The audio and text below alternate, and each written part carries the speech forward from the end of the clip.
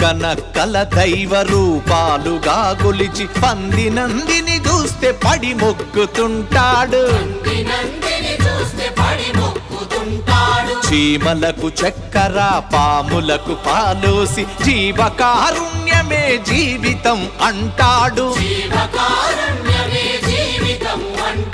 తోడబుట్టిన వాళ్ళ ఊరవతలికి నెట్టి కులమంటూ ఇల మీద కలహాల గిరిగీసి మాయమైపోతున్నడమ్మా మనిషన్నవాడు. మచ్చుకైనా లేడు చూడు మానవత్వం ఉన్నవాడు.